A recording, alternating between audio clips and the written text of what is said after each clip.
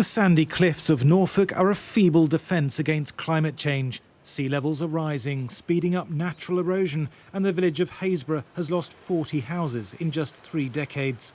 I've lived here nearly 20 years now. When Nicola's family bought their house, they were told it would be safe for 150 years, but the sea has advanced so fast, she fears it could be gone in 10, if she's lucky. When the sea's hitting the cliff, the house trembles.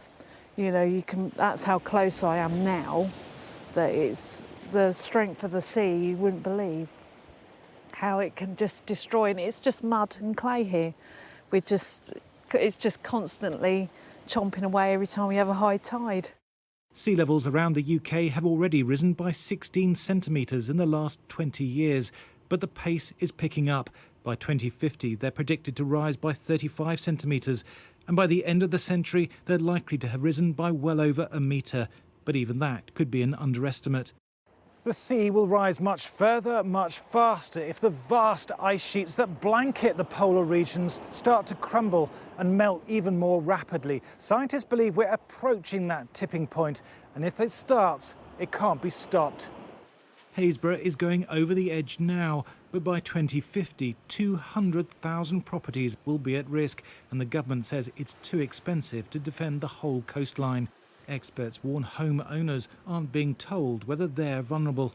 What we're seeing is that the price of coastal property, cliff-top property, property at risk of flooding is not reflecting the risk to which people are exposed. There needs to be really a much more in the way of an honest conversation around what the future holds for coastal communities.